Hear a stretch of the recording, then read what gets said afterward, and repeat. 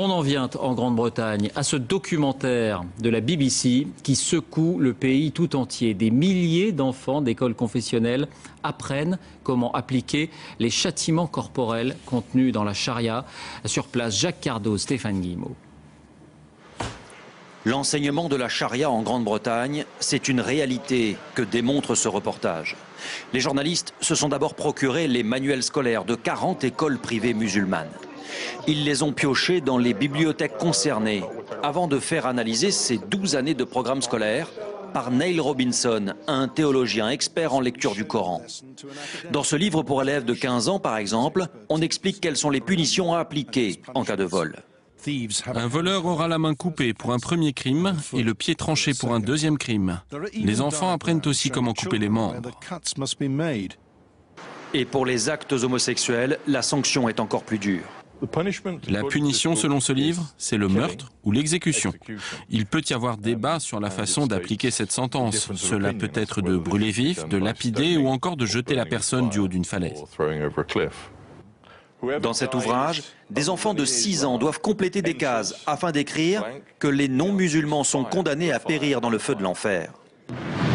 Selon l'enquête de la BBC, ces livres sont distribués par les services culturels de l'ambassade d'Arabie Saoudite installée à Londres. Ils font partie du cursus enseigné en Arabie Saoudite. Les Saoudiens confirment, mais précisent qu'il s'agit de cours du soir ou du week-end. Or, ces cours-là ne sont pas soumis au contrôle de l'éducation nationale en Grande-Bretagne.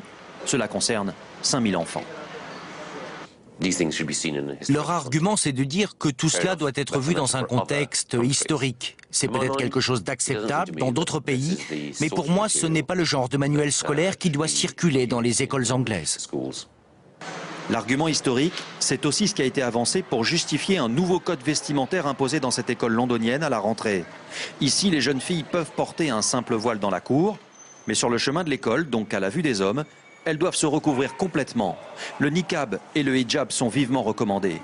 Une première en Grande-Bretagne qu'aucun parent n'a voulu défendre devant nous. Est-ce que je peux vous parler ?